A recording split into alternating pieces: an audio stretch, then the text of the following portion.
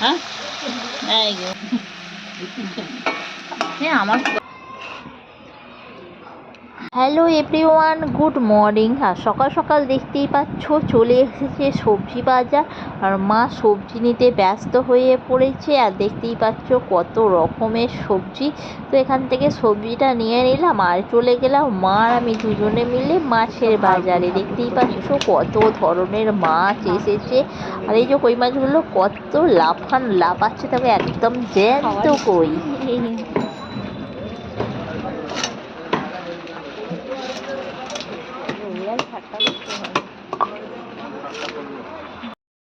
একদম টাটকা আমাদের গাছের এই যে মটরশুঁটি আপনি তুলে এনেছে, মাঠে হয়েছে মটরশুঁটি, মাঠে হয়েছে এই যে পেঁয়াজ কলি দেখতে পাচ্ছ, আর গাছের ডাঁটা সমস্ত কিছুই একদম টাটকা সবজি আমাদের গাছের।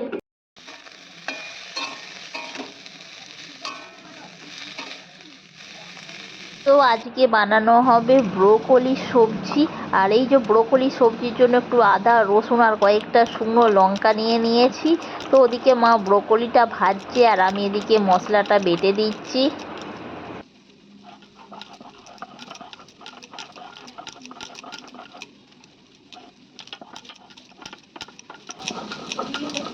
লঙ্কার ফোঁটাগুলো ছাড়িয়ে দিচ্ছি। কোথা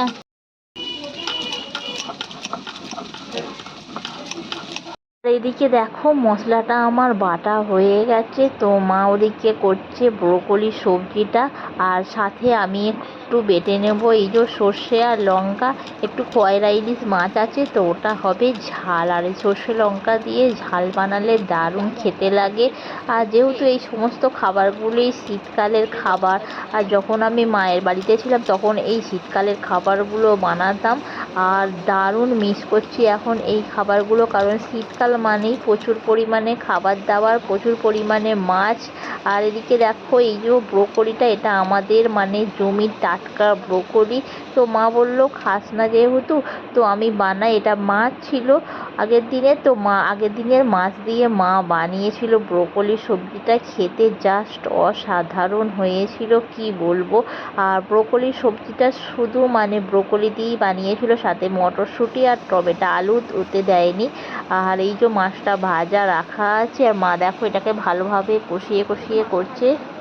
হ্যাঁ মাছটা ভাজলে না ধুতে হবে, তাহলে এইটা দিয়ে ভাজতে হবে। আবার দুটো করে মশলাটাকে ভাজতে হবে ভালো করে, নাহলে গন্ধ ছাড়বে।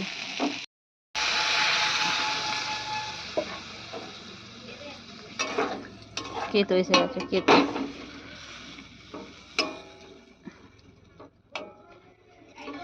জল একটু বেশি করে দিয়ে দাও। এই বাটিতে জল ছিল গো।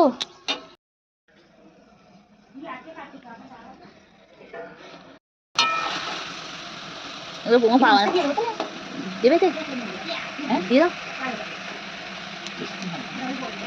আর একটু আগে দিলে ভালো হতো তো।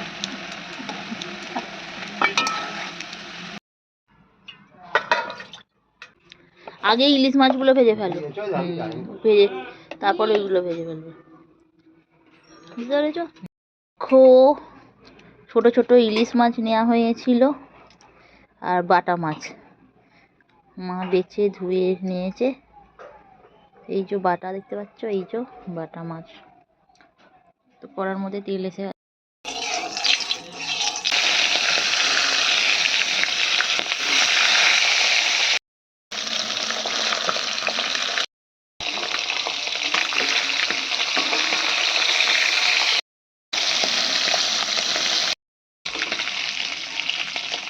তুলে ফেলছি। চল উল্টানো আর পাল্টানো।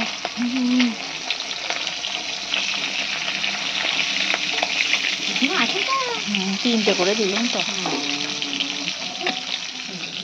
নাহলে নাড়তে পারবো না, কোথায় বসে। এখানে যে ছোট ইলিশটা ভাজা হয়ে গেছে, আর এদিকে দেখো বাটা মাছগুলো ভাজা হচ্ছে।